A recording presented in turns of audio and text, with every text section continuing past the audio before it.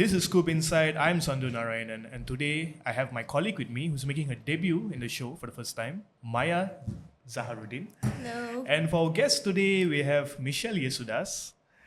How are you, Michelle? I'm doing well. Thank you for having me. So Michelle, all right, she has represented several protesters, and she has a history of suing the government in the past, yeah. And currently she's pursuing her legal consultancy. So how are you, and how do you do? Hi, firstly, thank you for having me. I've been quite a big fan of your podcast. Okay, thank you. Yeah. Thanks for that. So yeah, I'm doing quite well. I hope you're all doing well too. Yeah. All right. So a brief introduction on what do you do, Michelle? Yeah. So right now, it's the dull part. I'm actually one of the casualties of the Trump cuts. Okay. And so now I'm actually just doing consultancies with different NGOs.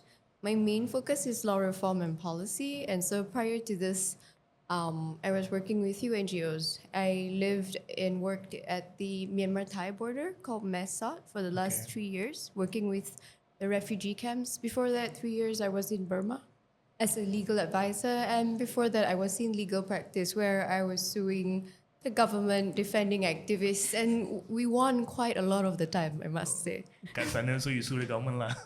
Sorry? Kat sana, so at Burma, so you sue the government lah. So that's actually a very interesting question. I think after I left Malaysia, there was a stint of also holding other governments accountable, but for more severe crimes like genocide and war crimes. Yeah, like the Philippines and Myanmar. Okay. All right. So you mentioned you just returned from Mae Sot, right? Maybe like how recent was recent? Yeah, also it's very recent and it's very odd. I just came back a week ago. Okay. And welcome back. thank you so much. I mean, this is as good as a homecoming it gets, getting on school. So thank you.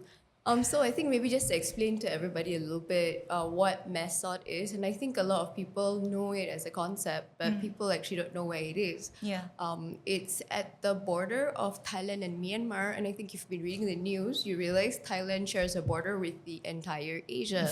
Yeah. That's something we're learning every day. And so Mae Sot, currently the population, there's Karen refugees, there's people from Myanmar, and there are Thai people. So it's actually quite a diverse place. And now it's very well known for the scam centers. And so the last time I just left, I was stuck in 3 military checkpoints because the authorities were trying to actually find scammers. And so they've been taking a lot of measures to keep things safe. And that's actually what has changed the landscape of Mae Sot. Because for the last several years after the military coup, it was actually somewhat of a safe haven. I wouldn't say completely a safe haven, but it was a place for asylum for people to run away from the Burmese government from committing atrocities. And also, historically, Mae Sot has a place where there were the activists in 1988, also from Myanmar, government in exile. And so that was a place of many people leaving Myanmar to restart their life socio-economically, politically, to grow. And many of them went back after 1988, after living in Mae Sot. Went back to Myanmar. Yeah, because when Myanmar opened up in 2015. So we can see that Mae Sot is actually, it's a very quiet town. It's known with many different names, but now the scam center, but also I just wanted to make a point that it's also actually a very diverse connecting place where you can actually go out, step out of your house, and you can hear Burmese, Karen language, Thai, and that was such a unique part of the country. Okay, so Mae Sot is it's bordering to Myawaddy, right? Correct. That's very good. Did I pronounce that correctly? It's Okay, You did that Myawaddy. very well, actually. Not many people know about Myawaddy, so impressive. I try to. Okay, so anyway, so just a quick question, because you were saying that so Mae Sot is considered quite a peaceful zone, you would say. How is that contrasting with Myawaddy on the other side? Or is it like the same, what do you call it, like the same tone or the same kind of culture? Or is it totally different on the other side? Okay, so that's a very good question. I don't think myself I've actually been to Myawaddy proper. I've been to the state, but it's really over the river. Okay. And the main difference is that Myawaddy is where the war continues to happen because it's the area controlled by the Myanmar junta, and it's currently under contention, where there's wars happening and people are trying to seize control of Myawaddy, whereas Mae Sot is in Thailand, and so it's being guarded by Thai military, and currently it's not seen as, I don't want to say it, but like it's currently not part of any particular dispute. So Okay. Yeah. that's the main difference, that it's not an active conflict Yes. zone. Meyawadi It's is just neighboring the conflict absolutely, zone. but you can see airstrikes from your balcony. Yeah. You can see military jet planes flying over. Yeah. So you do have that when you live in Mae Sot. But also to say that it's safe. I think it's a privilege. I think it would be safe if you were Malaysian or specific nationality, but if you were a different type of person and a different type of socioeconomic background, it may not be safe for you because sometimes you have bonded labor and things like that. So I wouldn't call it completely safe as well. So I want to ask you about that. Actually, you were mentioning that, as a Malaysian is much more safer, right? So how was your experience, being in such a conflicted zone, So Or near a conflict or zone. near the conflict zone, can you like sleep peacefully at night? Actually, that's a very good question. And Yeah. so, I mean, there's a bit of background. I did not have any intention to work in a conflict zone. When I started working, when I took up the job to work at a humanitarian organization, it was really to do law policy and reform.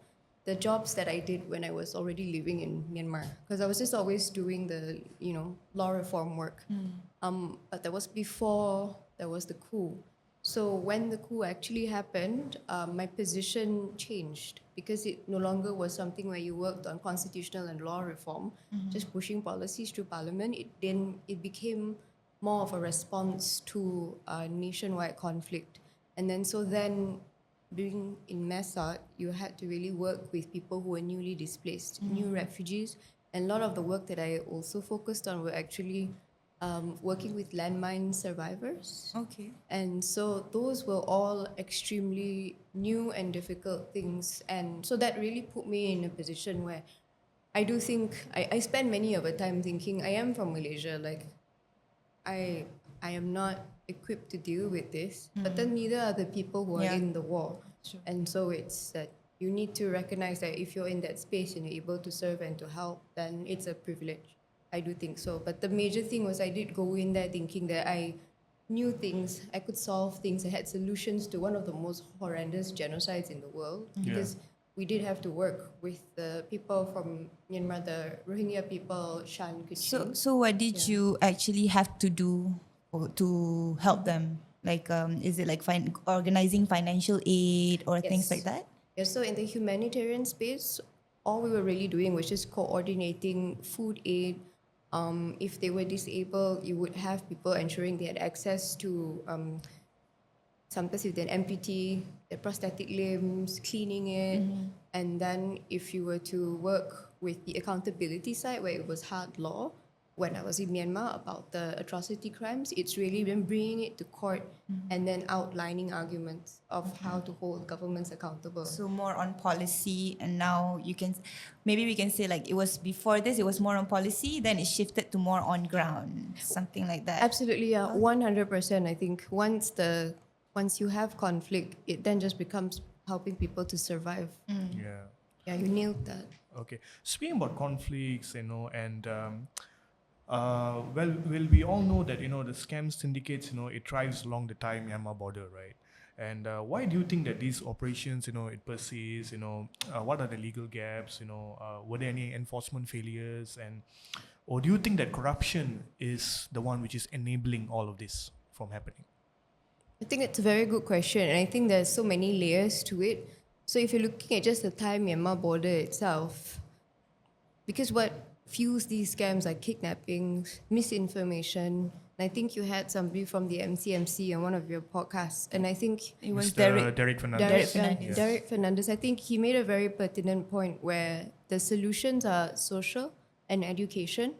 And so I think that is more of something, at least on the Malaysia side, that we can really build on, because how people get there, more often than not, they've been duped. They've been given the idea that they have like a lover waiting for them on the other side. So, and they do not enter Thailand illegally. They enter with misinformation, and they were lied to. And then when they were caught, it seems to be that the actual scammers have been able to carry them off into the scam areas Yeah.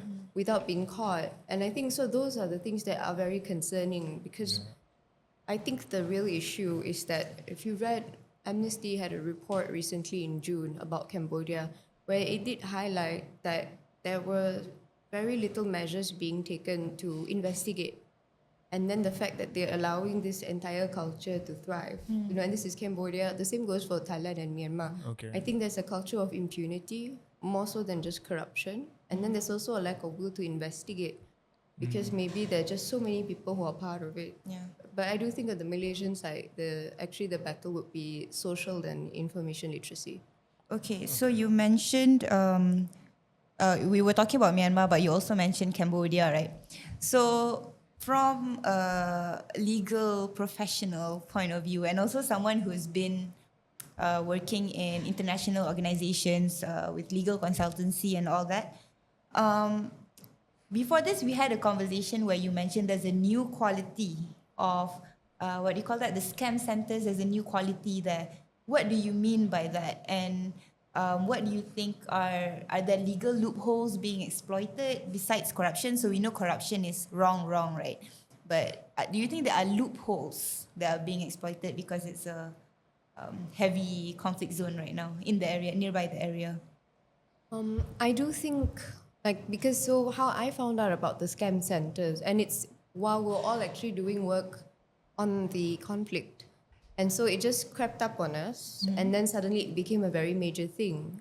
And so I do think that definitely the borders are porous. Okay. But then you can't also say it's really the fault of any country because if you look at Malaysia and Thailand, our borders are also actually quite porous. Yeah. So to say that the porous borders is part of the problem, I would say no, because that's also how a lot of people make their livelihoods. I do really think it comes down to I don't understand because security is so tight and we feel the change, but how are they unable to catch the actual traffickers?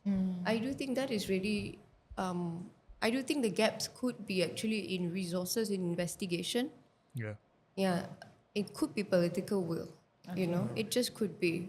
Or maybe people aren't really able to grasp the situation there. Yeah, people may not be able to grasp the MO because we haven't, between the three of us, I don't think any of us have heard the complete MO of how these things work.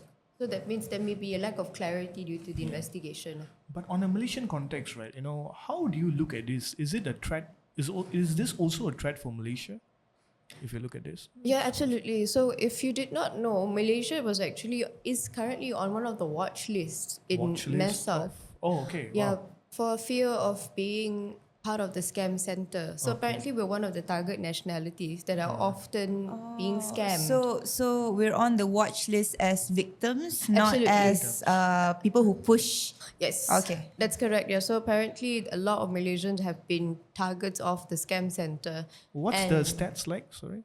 I actually don't have the numbers with me and I apologize for that. But I also realized, I had looked and I'm not very up to date with the actual numbers and it's not very clear. But it's on the watch list. It's on the But watch we're on the watch list. We're on the watch list. And the thing that is scary is that what we were informed when we did ask is that everybody who has been recruited have been recruited by friends and family. Okay. So we don't know whether those friends have niat jahat or those people themselves are part of something else or that they were genuinely thought was a job opportunity. There's just so little information coming out. So maybe on our part, we could be asking for more information because there's so much to be known. Yeah. All right. So I would like to ask you about conflicts. All right. So earlier you spoke about conflicts, right? So as we all know, recently there was a conflict, in both Thailand and Cambodia, right? So I just want to ask you, what do you think was the difference between the conflict in Myanmar and Thailand and Cambodia conflict, lah? Yeah, that's a very good question. I think maybe we had talked about it. Sometimes we use different terms like NIAC, IAC, non-international armed conflicts, international armed conflict. I think you're familiar with those terms. Very put simply is that Thailand and Cambodia, they had a territorial dispute, which has been actually ongoing for a very long time, and it's even been referred to the ICJ. And according to people who've been watching, Nathan Russell, if you're out there, yeah, you've been cited on Wikipedia as the person who documented that Cambodia first struck There's a shout out Thailand. there. Yeah, I'll tag you on Twitter later. But yeah, so Nathan Russell was one of the people who he's quite well known for using satellite technology to geolog use of weapons. And so apparently it was recorded that at first the strike was made by Cambodia and that now it's escalated into territorial dispute between two different countries. So that would be Thailand and Cambodia. Myanmar, on the other hand, it's an internal conflict. And even then, to say that would be extremely simplistic because what happened in 2021 during the military coup, where it did put almost the entire country into warfare, we also can't ignore that many parts of the country were in protracted crisis, such as Rakhine with the Rohingya genocide. And then there's also Kachin and Shan, which has been ongoing for decades. So Myanmar has always had an internal conflict for several decades. And so when we're talking about brokering peace, Yeah. I do think that you must go into the situation recognizing that if you were to broker peace, you are going into a country that has never had complete peace from the day of its founding, from 1947. Okay. So I do think sometimes that's often not coming across. Yeah. Yeah. So the refugee situation also, so it's different nearby the Thailand-Cambodia border as well as the Myanmar-Thailand border, right? Like the refugee situation in these two areas. Would you say that it's different, or do the refugees have different set of problems? What would Okay. you say? That's actually a very interesting question. So Thailand has 9 camps across the border, Wow. and every camp has its own method. So from what I understand, the Cambodians will also just go to the camps closer to Cambodia Okay. rather than Myanmar. And so I do think the access to services and things like that, it will become the same. But it is, the main difference would actually be just Cambodia would be newly arriving and they have to deal with a completely different set of dynamics when they go into Thailand. I think it's just too early to tell at this point because the Myanmar influx has been now ongoing for more than 4 years. This is extremely new. So I don't think I should have said just no comment. So that's what I want to ask you now. Yes. Just for our viewers here, what happens if the parties, if they broke the ceasefire, if they break it, what happens, and why do they choose to break a ceasefire? That's a really good question, and I would say actually this is not a legal question. Okay. It's a question about war. It's really a question about war. And then while there are rules of war, well, they're supposed to be. There's the Geneva Convention, IHL, and things like that. But in reality, war is war. People do what they want to do to win in a war. And so I do think that the attempt to broker a ceasefire is extreme goodwill and extreme goodwill of them to show up in the Thai and Cambodia situation at least. Yeah. But most of the time it does not hold because they probably just... My question is, why did they show up if they were not going to hold the Itu ceasefire? yang paling pelik. Yes. That is quite pelik for yeah. me because... But so it's like, if it's a regular ceasefire, because in this case it's held under ASEAN, Yeah. as Malaysia being ASEAN chair, there is no enforceable law to hold. Yeah. If you want an example of what enforceable ceasefire is, would be something is really declared by the UN Security Council. And I think an example, off the top of my head, I think would be Syria. It's many years ago. But then what happens is that you have the UN in its full outfit come out and watch the entire process of the ceasefire, ensuring every area, because they will demarcate areas, they will demarcate time, they will demarcate corridors as to what can pass, what cannot pass. Once it is under the eyes of an institution, then you have some form of enforcement. So, but that's where global accountability is. If you're asking whether you can sue somebody for breaking a ceasefire, the short answer is no, because more often than not, countries which require ceasefires don't have independent judiciaries. Okay. Oh, okay. So that's the thing. there's no accountability, So, no yeah. one channel for accountability Yeah. like that. Correct. So I think, the saying in Malaysia, you must go to the right channels. We have to remember in countries where There's no right channels. there are no channels. Yeah. Sometimes it's just one government channel. There's You no have right, there's no wrong channel even. Yeah. Absolutely. So yeah. So yeah, to keep it simple, right? So like for example, if Maya and I tengah gaduh, and if Michelle comes and broker a ceasefire, if aku nak pom Maya, aku boleh Still, lah, boleh jadilah. Like we you know? can we So, can promise Michelle, Yeah, okay we can Michelle, we promise promise Michelle. we won't fight. Tapi And if then we want to Michelle, fight, we can fight. We can still fight. macam tu. And then Correct. there's no one to report to. No one to report to. Okay, Absolutely. I think the analogy is very apt because the both of you are sovereign, autonomous human beings. Yes. And that's the same thing with countries. Yes, Cambodia and Thailand are still sovereign, autonomous, independent countries. So that's why, as much will as you have fighting when I leave, that's really what happens with ceasefire. So I think it's a really good analogy. Okay, all right. Going back to what you mentioned before, and also actually you mentioned this in your LinkedIn post, that Malaysia has the privilege of being a country. Malaysians have the privilege of being from a country without war, Yeah. right? So I think that's a very powerful sentence right there. But what do you actually mean by this? And as someone who worked firsthand with refugees in Mae Sot, and it's not just policy. You went on ground, you helped amputees and all that. How do you think your experience and Malaysians being not from a war-torn country, how should that shape how we treat refugees? Not going into law or things like that, but I guess more on a human or ground basis, like as someone who worked with them before. Yeah. Just to add on to that, are we even compassionate enough? Because I notice nowadays we have a lot of this, sekarang, okay, we bring in refugees. As we all know, our government brings in a lot of refugees and things like that, right? Sometimes kalau benda ni, setengah benda tu berlaku, they tend to scapegoat them. Oh, see lah, we bring this fellas in, or they do this, now, you see lah, they are destroying our country, blah, blah, macam tu. So what's your take on this entire thing lah, Okay. Okay, both of you. It's like a pageant. Okay, like to simplify the question, like from your experience, not on a legal or policy basis, but as a human or community kind of basis, how should we recognize our privilege Yes. and help that shape our the treatment towards refugees? Yeah. And those are very good questions. So I do think, and that's something we just don't talk about a lot, because when people do debate, how do we treat refugees, what conditions do we give them? First of all, that's actually very inhumane, because I don't think any country should have the right to debate how can you rehumanize a human being. Yeah. And if you realize in policy, the outcome is always how can you dehumanize a human being. Yeah. So I think that is a pitfall of what we always fall into. But on a more human level, I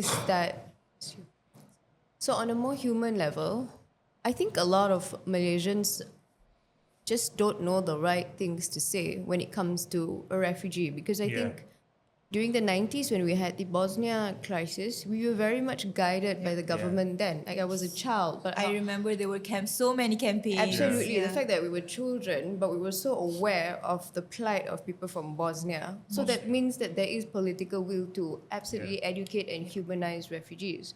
And I do believe at one point there was with the Rohingya people, for example. But just as you can see, on a flip of a coin, on a turn of a coin, people just turned on them overnight. Yeah. And that's the I scariest think recently thing. happened to the Palestinians also, if I'm not mistaken. Yes. I At the think Wisma Transit, Yes, there was a betul, case there. Yeah. So those are the Yeah. most frightening things where we Yeah. have not inculcated a need to just respect people, because we see them as people who are sitting in your country and benefiting. But so that is something that is very, it's hateful rhetoric. Yeah. And also we have to remember that every country has its own version of hateful rhetoric. Yes. And so generally laws can't help this with anything. So from that, I do think number one is really it's within ourselves, and also with education. And also I think there's some arrogance, which I think I also had. And I think a lot of us had when we go and work with different communities. Sometimes people pity, sometimes, which you should not do that. Like they are also people. Yeah. And a lot of them are doing very respectable work, and even if they don't, it's like people don't need to ask to be treated as a person. There's no such thing as a perfect victim as Oh well. my gosh, Yeah. no, that is a whole other set of problematic situations. Absolutely. That's true. But I think at the basis of it is that when you've never lived with war, you can't, people just are unable to empathize with the fact that people are made into refugees not by choice.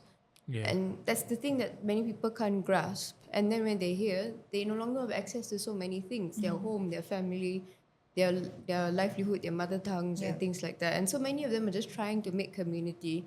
And I think at a base of it, we should just try not to break their way of making community. And of course, give them the right to work. It's actually appalling that they're not given a right to work. But also, I just felt it was really important to mention why Malaysia is being a country not very used to war. Is that for a country that we've never experienced it, we tend to have a lot of opinions about other people's war Exactly. when we've just not done anything. And I'm only able to reflect on this because when I was in Myanmar, we did have to sometimes work with communities that had like its own history of armed conflict. Okay. And so when you're talking to them, they talk about how their house is bombed and then how some of them end up joining the military. And you're just like, actually, as a Malaysian, you can't relate to that. Can't judge, Yeah. and you cannot can't. judge because you don't have that reality. You can sympathize for them, Absolutely, tapi yes.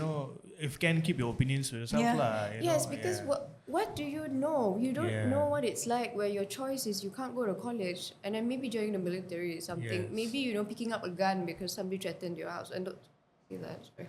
You can. Yeah, but Go it's ahead. like, I mean, those are their realities. Yeah. And Yeah. so it's like the best we can do is understand and give them dignity and Give them respect. dignity, But to yes. pretend that we're experts, I mean, we've now Yeah. become experts in Syria and Palestine. Yeah. And we've never given platforms to people Yes. from Syria, Palestine, or Myanmar. Right. So I think Yeah. maybe the outcome of this is that we should just really be platforming people and giving them Yes. access to speaking out.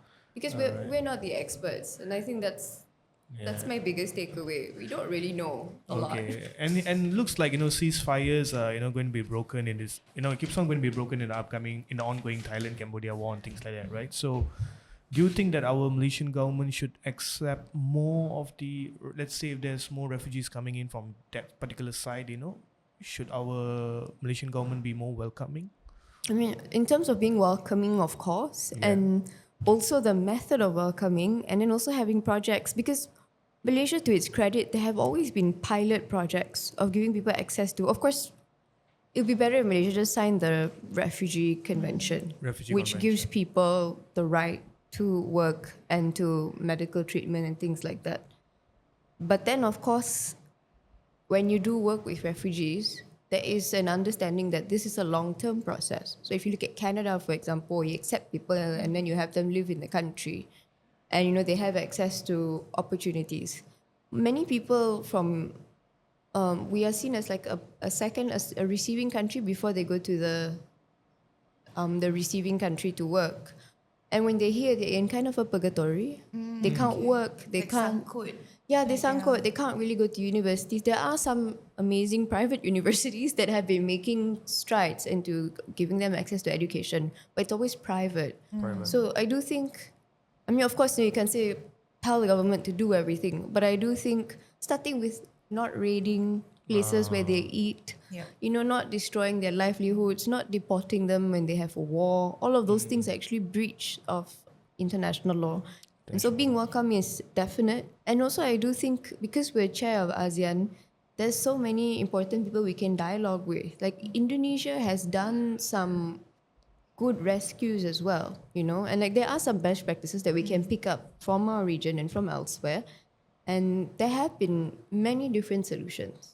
And I'm quite sure that if people had the right intention and you're able to just look at, because I understand resources are finite and people will end up saying we also don't have much food to eat and things like that. Yeah, There yeah. is that. And really that is something people don't talk about. When it comes to human rights, it's all equal, it's all dignity. But when it comes to resources, it's all finite. Yep.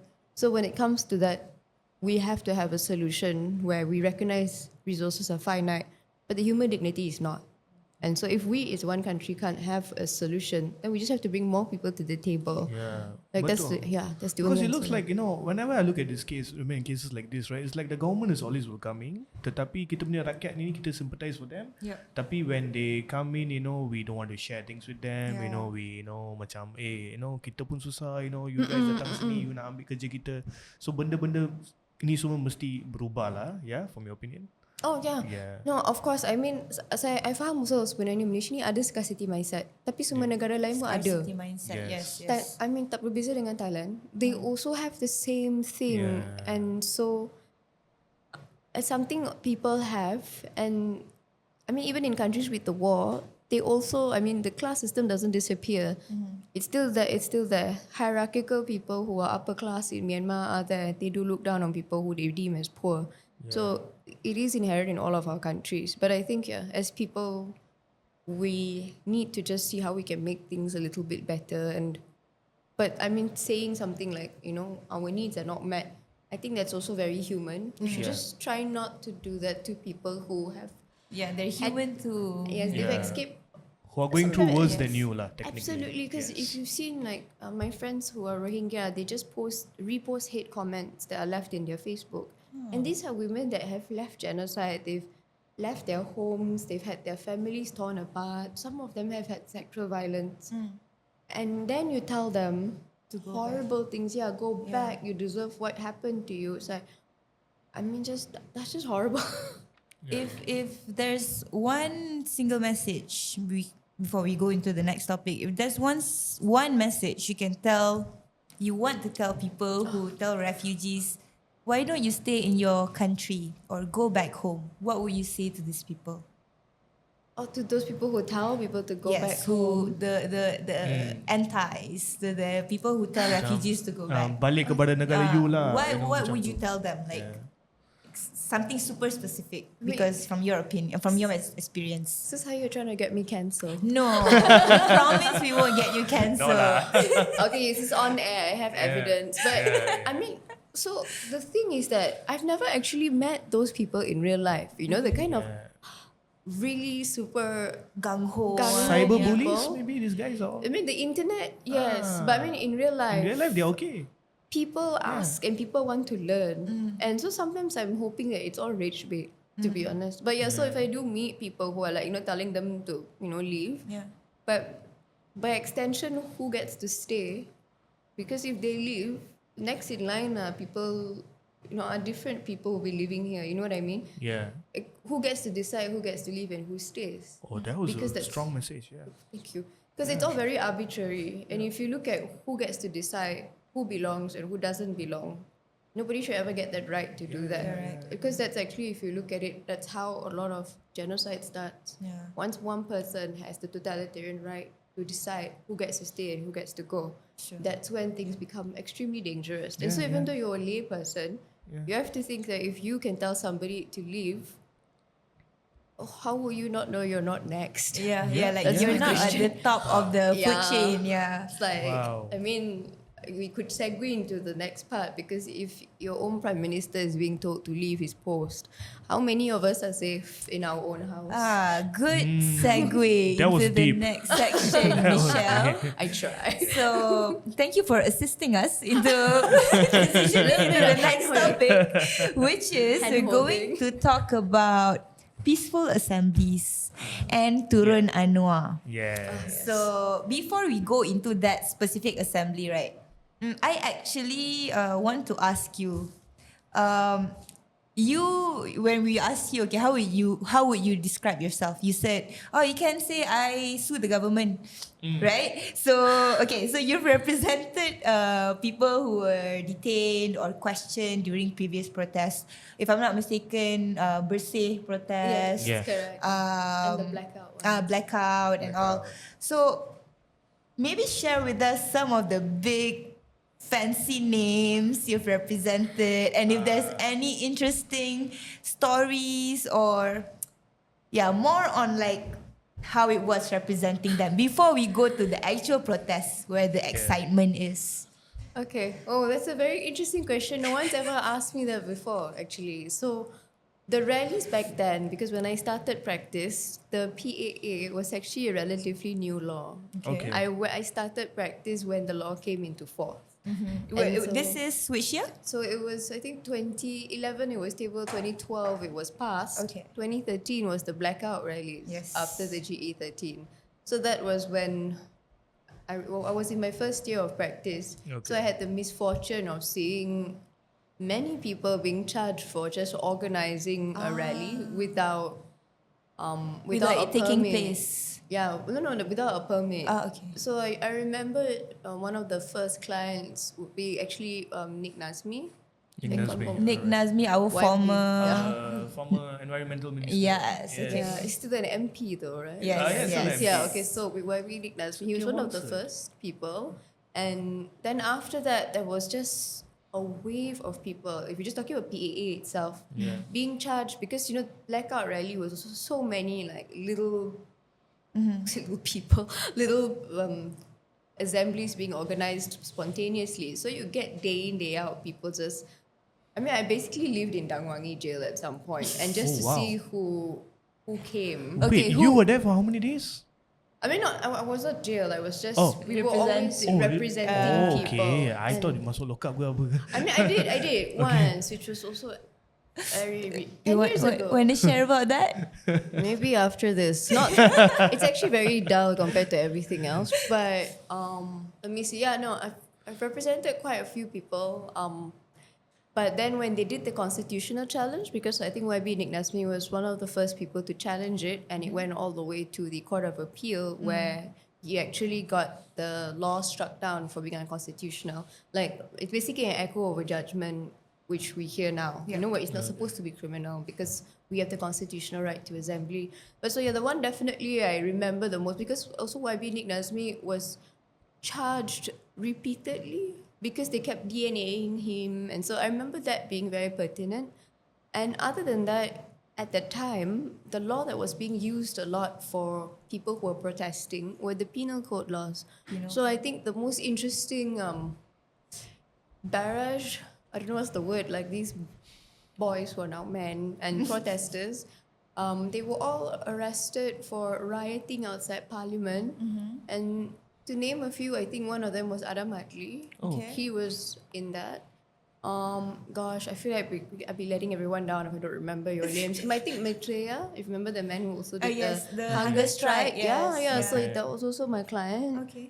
He did not remember until he finished his hunger strike. And I think you represented Zunar as well, right? I did. So Zuna was for being himself. No, for sedition Yeah. and for sedition at that point. So it's like the PAA itself. I had some clients, and I'm not going to name all of them. Yeah. Okay. I'm not going to name all of them because some You of want to them. give us a list so we can just put on the Yeah. screen? No, just kidding. Cikgu Pai, but Yeah. we still get on, he's fine, but I'd rather not say. Anyway, nice man. But yeah, so many of those things were just happening at the time, and it wasn't just PAA. Like everybody during Zaman Najib at that point, where people were asking Najib to just step down. Yeah. Yeah. Everybody was charged for everything. I think there was a calendar put out by Malaysia Kini where every single day somebody's There's this- yeah. face would be there, and they were arrested usually for sedition or for rioting or for menghalang, 189. Menghasut is sedition lah. Yeah. Menghasut sedition, yeah. So it's just every other day at Zaman Najib. And so yeah, people were in jail. I remember there was I think one of the more interesting moments for me would actually be Rafizi, Tien Chua, and Khalid Samad. Is that his name? Oh, the trio. Yeah, Yeah. Khalid Samad formerly from Shah Alam MP, right? So it Yeah. was so bizarre that we were all stuck with them because they were, I think, charged and they were investigated under the PAA. Yeah. And the people I'm not used to. And I think they were also a motley crew because it was Tien Chua, Rafizi, and Khalid Samad. And it was awkward because I rarely talked to them and they also apparently rarely talked to each other. Okay. And so But they were detained together. So yeah, we were all detained together, and I'm like, wow, this is awkward. But thankfully, the Manny Pacquiao, I think, versus Mayweather, the boxing heavyweight match was on the screen. Okay. The entire police station, they were really into it, and so Okay. Khalid Samad was like, do you like boxing? Mama, I do now. If you're watching Khalid Sama, I know boxing now. Another shout out there. Oh yeah. Oh, By the yeah. way, Michelle is a good Muay Thai fighter. Good. Alright. Okay, great lah. I won't say good lah. Great lah. Yeah, I'm thinking of a career change after KBS announcing Yeah. their support for Muay Thai. Yeah, Another and shout out. she has been calling me for sparring and everything. I know time lah. After this, we fix a date. Maybe we can invite YB Adam Adli sekali. YB Adam Ali ke siapa ke. Dia jadi referee lah. Kita orang spa. Yeah, kita spar. That's hilarious. Yeah, but so basically, Yeah. Khalid Sama, everybody was watching. I could tell. I thought Tiantra was a boxing enthusiast, and at that point, Rafizi didn't look like he was a boxing enthusiast. He wanted to go sit in his own space. Okay. And then so Khalid Sama bought all of us pizza. And we all ate pizza and watched boxing. But many years later, last year, I did just ask Tian Chua. I was like, I just really need to ask. Because now I've taken up boxing for three years, by the way. And I was just like, Tian Chua, you do not strike me as a person who's a boxing fan. And he said, I'm not. And I was like, but you were watching, like, you were so into it. He was like, no. Everyone else was, so I just did. He And I tried was to like, blend in. I know, right? And I was like, gosh. That was just, yeah. I mean, I could never do that. And I mean, and I understand it's the pressure between being awkward at a police station and pretending you like boxing. I think the know. second one is easier to do. and I remember looking at Tencho and also just pretending I like boxing too. Little did I know he didn't like it. Okay. Now let's get back to the Turun Anwar rally. Alright. Yes. So I just want to ask you: do you view the Turan Anwar rally as a legitimate form of dissent? And why do you think the protests leaders, they chose the streets? Because normally in cases like this, they will go over to the parliamentary channels, no vote, no confidence No votes, confidence, things like yeah. that macam tu kan. But this time, the leaders, pembangkang semua, they went on the streets. It was a big ini kan. Yeah. So what's your take on that? I mean, I think first of all, it's very good, and because now you've had the Anwar Harapan administration in power for so long, Yeah. I genuinely forgot who are the opposition, what they look like. And it's very confusing sometimes because it's all shades of blue, if you really think about it. Yeah, that's true. And it's shades of blue across all coalitions. Yeah. And red. And back when UMNO was red, and now, I'm just Harapan saying. is red, yeah. And In most countries, the colors don't change. Just fun fact. So, first of all, I think it was very good for them to use the street because what happened is that peaceful assembly is always part of our fundamental human right, international law, and also in our constitution. And so the fact that you had this really excellent landmark judgment from the federal court finally putting an end to the entire debate that the PAA is not a law that can criminalize peaceful assembly, and everyone has the right. Yeah. As soon as that wonderful judgment, well thought out judgment came out, PAS and friends decided to go to the street and protest, and they genuinely, they are the opposition, so they do not have to like Anwar. If they have their grievances, the street is there. They could have always gone because it's our constitutional right, but if they chose to go after this landmark judgment that was gifted to them by somebody who was in Muda at some point, so I find that quite ironic and but also kind of poetic. It's kind of poetic in a way. Poetic, Because all of these people are actually able to assemble because of people like YB, Nick Nazmi, Yuniswaran, and also Ami. Yep. Yeah. And all of these people, and everyone else has been charged, but these are these two people who have gone and filed like constitutional challenges. So PAS had, and the people of Turan Anoir have every right to be on the street. They have every right to air their grievances. And I think it's great that they are finally behaving like an opposition. Yes. And they're doing the messaging and all. I mean, they had graphics. Looked a bit like Fahmi Reza's graphics, I'm not going to lie. A bit weird. But other than that, I think Najib it's- was there too. Yeah. In caricature mode. Caricature mode. that's the thing, yeah. And then you also had Muhyiddin and Mahathir all wearing belts and workwear, but t-shirts. So it's like they're doing their best. Yeah. And so I think they deserve being commended on showing up, doing their best, and then they had speeches. Yeah. So yeah, I think it's a legitimate form of protest. And I also thought it was important to mention that we also forget that PAS, when they used to be an ally of Harapan, Yeah. they had a very distinctive role with their unit Amal. Back then was Rakyat, Pakatan Rakyat, kan? Pakatan Rakyat. Oh yeah, sorry. Thank you for that. no Because problem. it's, like I said, it's all the coalitions are a fever dream. Yeah. But so when PAS was part of Yeah. that gang, I Yeah, the suppose. gang, yeah. Yeah. Please don't get me. Coalition lah, The coalition. coalition. Coalition They had lah. the unit Amal. And also, I mean, PAS does have leftist history. Okay. And so there are these bits of PAS, which I do, I miss the old PAS. All right. In the same way I miss the old Metallica, like same thing. Okay. You know, it's really the same thing. Because at one point during birthday, the people from PAS would pray and they would actually ensure the rest of us, even if we're not Muslim, we get water, we'd be safe. We'd be safe from the tear gas. And I mean, once this pakcik, he was very kind and he just made a point. It's like, I know you're not Muslim, you know, but like after they did their Zohor prayers, they were like, Adik, do you want to pray as well? And I'm like,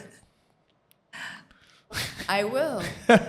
So I said the Lord's Prayer alone All right. Okay. because I didn't know what else to say. That's a Yeah. thoughtful sentiment. But it was very thoughtful. It was a bit Yeah. awkward for me because I've never prayed to Jesus outside loudly by Okay. myself. But he was so thoughtful and he was so caring and he made sure every single person around him. Shout out to that pakcik. I forgot your name. I'm so sorry, pakcik Pas guy.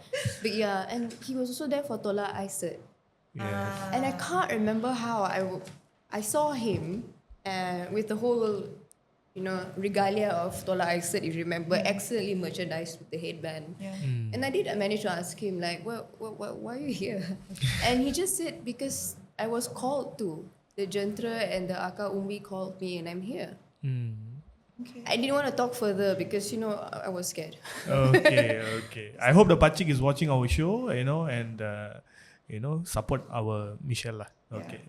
Now, Take care, Pachik. looking at the rally, right? So, do you think that it's, from your opinion, you know, is it just a political messaging, or you know, do you think that the rally itself was justified? To add to that, Yeah. do you think it's the main drive is opposition or do you think the main drive is rakyat? Yep. Ooh, that's a very good question. So I do think and I hope, but I mean, realistically, I am not from PAS, I'm not from PN, so I wouldn't know. I do think they're trying to be an opposition. I think they're trying their best. I mean, I'm just, you know, giving them benefit of a doubt. And I think they also do say that they represent the rakyat. And I think that's something that I'm definitely not in a place to deny because there are so many people who are, I'm going to say PAS supporters because I'm not going to give the benefit to Bersatu people. There are many people who have been raised and taught the very good parts about PAS as a party and PAS with its historical leadership and having leftist thoughts and you know how religion is extremely important in actually building a fair and just and equitable state. And this is what many people who still believe in PAS, Yeah. you know, if they were brought up with those things, It's a very strong sentiment that they were conditioned from young usually, Absolutely. especially with Pasti, Tadika and all. Yeah. Yeah, they even have their that. own kindergarten, right, for PAS. Yeah. Oh, wow. Okay. So- I didn't know I didn't know this. Yeah, so look up News. search Yes. up Pasti. So Alright. it's not sorry, off tangent a bit. It's not Yeah. actually it's managed by PAS.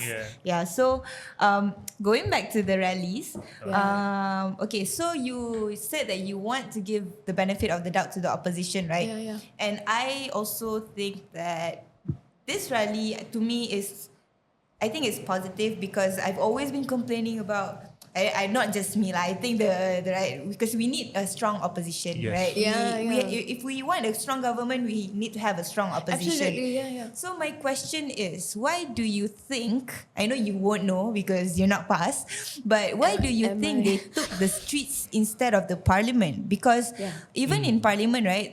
Right now the session is going on. The speaker has several times repeated why you can. I mean, even the prime minister himself has said, "Oh, you can actually do a no confidence motion in parliament," but they refuse, and instead they want to do a no confidence motion on the streets.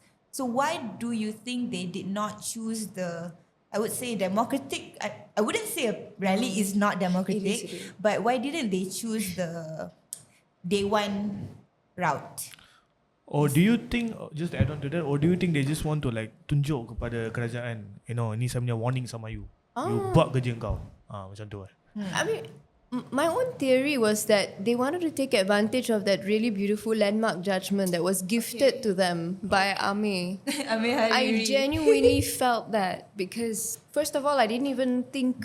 I mean, I was so surprised by the outcome of the federal court, and it's such an important judgment, and it's been fought for a decade, and so in my opinion, Ame and his fantastic legal team gifted them a handbasket. This is Amir. Ame Hadi. Amir Hadi. Hadi, okay. Ame Hadi, the person who just, congratulations, won the decision at federal court for overturning the illegal sections which criminalizes the PAA. So in my opinion, they actually organized after the decision and they took the opportunity to do that. And I thought that was very clever of them actually to do that. Okay. So yeah, I think it's justified. Everybody should be free to protest. Yeah, but my personal theory is they were taking advantage of the gift hamper given by the legal team. They basically want to ride on the wave lah. That's what I think, because it's strategic and clever, I think. So even though, I wouldn't like them, but I wouldn't say that was not clever of them. Yeah. Okay, with that said, thank you so much, Michelle, for joining us today. She gave us really good insights about, all this. And a lot of shout outs. A lot of shout outs and things like that. Yeah. And with that said, thank you guys for joining. We'll see you guys in the next episode. Thank you. Thank you. Thank you.